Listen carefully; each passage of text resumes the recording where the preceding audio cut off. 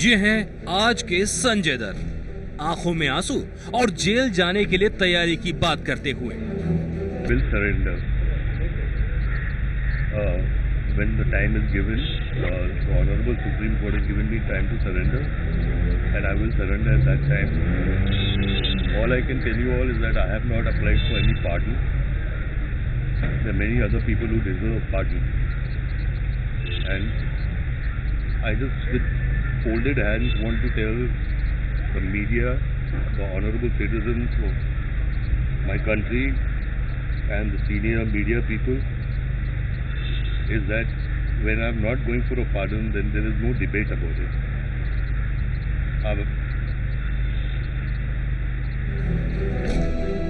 लेकिन हम दिखाने जा रहे हैं इन आंसुओं के पीछे की कहानी।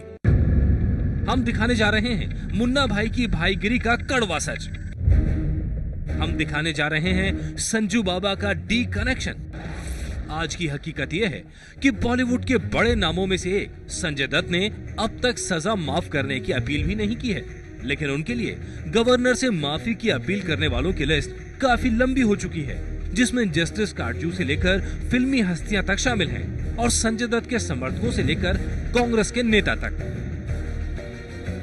लेकिन दूसरी हकीकत इससे बिल्कुल उल्टी है। माफी की इन अपीलों के पीछे एक सच और है जिसे भुला दिया गया है। जिस वक्त टाटा कोर्ट में मामले की सुनवाई चल रही थी और संजय दत्त करीब 1.5 साल की जेल काटने के बाद बेल पर बाहर थे, उस वक्त भी संजय दत्त डी कंपनी के संपर्क में थे। तारीख 11 नवंबर 2000, जगह नासिक, महाराष्ट्र। साल 2000 में मुंबई पुलिस के हाथ एक ऐसी बातचीत लगी जिसमें कि संजय दत्त अंडरवर्ल्ड डॉन छोटा शकील से बड़े ही दोस्ताना तरीके से बातचीत कर रहे हैं। ये बातचीत उन्होंने नासिक से की थी जब वे शिरडी में साईं बाबा के दर्शन के लिए जा रहे थे। नासिक के एक होटल से उन्होंने फोन किया था कराची में बैठे डॉन छोटा शकील को, और उनके साथ कुछ और भी फिल्मी हस्तियां थी। उनके साथ महेश मांजरेकर मौजूद थे, संजय गुप्ता मौजूद थे और हरीश सुगंध मौजूद थे, और इन चारों ने मिलकर छोटा शकील से एक एक करके बातचीत की। 16 नवंबर 2000 टाटा अदालत में अहम सुनवाई होने वाली थी। उससे ठीक 5 दिन पहले संजय दत्त ने डॉन छोटा शकील से बात की। अकेले नहीं बल्कि 3 और लोगों की बात कराई। इस बातचीत से साफ हो जाता है कि संजय दत्त के रिश्ते डी कंपनी के साथ घर जैसे रहे हैं। मुंबई ब्लास्ट के 7 साल बाद भी ये रिश्ते कमजोर नहीं पड़े थे। दाऊद इब्राहिम और उसके गुर्गों ने ही 1993 में बम धमाके कराए थे, और 7 साल बाद तक भी संजय दत्त सब जानते हुए भी इस गैंग से दूर नहीं हुए थे। इस बातचीत को मुंबई पुलिस ने बतौर सबूत विशेष मौका अदालत में साल 2002 में पेश किया था, और इसके जरिए मुंबई पुलिस ये साबित करना चाहती थी कि फिल्म चोरी चोरी चुपके चुपके में अंडरवर्ल्ड डॉन छोटा शकील का पैसा लगाया गया है। में हरीश सुगंध पूरा स्टेटमेंट में हाँ कर दिया, क्योंकि उसने आवाज भी पहचान ली, सबका खुद का भी आवाज पहचान ली, और उनका कहना है संजय दत्त ने फोन लगाया और उनसे बात करवाया छोटा शकील से। फिर महेश मांजरेकर भी टू सर्टन एक्सटेंट हाँ कर दी।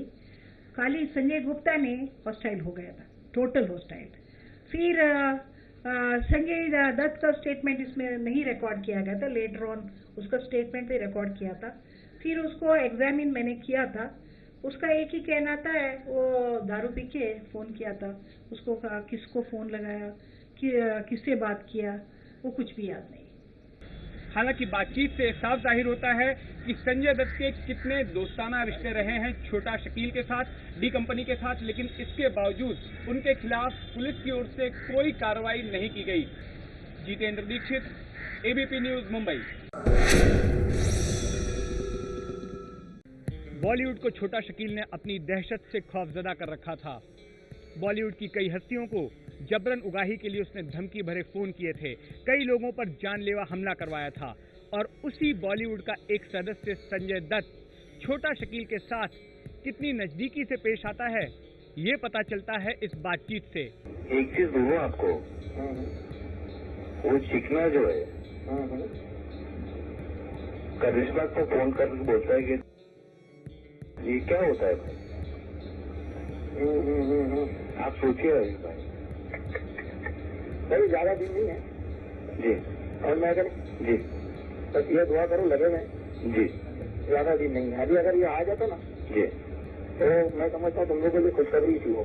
बिल्कुल भाई। समझ में आएगा ना? जी हाँ, बस गुड न्यूज ही थी। अगर वो तुमसे मिलने आ जाता ना जी तो दूसरे तीसरे दिन मतलब खुद प्रयोग कर ही लेता हम लोग। जी समझे ना? जी भाई। हाँ, बाकी अल्लाह नाबी के छोड़ दो। जी भाई। मैंने अभी इसको यही बोला, अभी इसको मतलब जालिम की हवा गर्म रहती है जी लेकिन कब निकलती पता नहीं चलता। सही बात है। समझे ना? जी भाई। हाँ, इतनी परेशानी भाई, मैं क्या बोलूँ आपको। मैंने मेरे को पता है जी इसलिए मैं अभी जब थोड़ा लगाऊँ ना जी जवाब दूंगा इंशाल्लाह, बहुत जल्दी जवाब दे दूंगा। भाई उस दिन भाई से बात हुई थी लंदन, सेम चीज बोला उन्होंने। अच्छा, जी यार अभी एक ही है ना?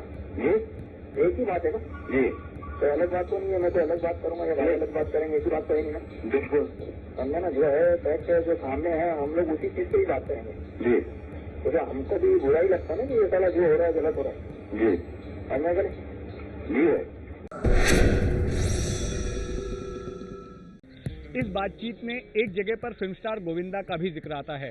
दरअसल संजय दत्त और गोविंदा दोनों एक साथ एक ही फिल्म में काम कर रहे हैं और संजय दत्त परेशान हो जाते हैं गोविंदा की देर से आने की आदत की वजह से और इसकी शिकायत वो छोटा शकील से करते हैं।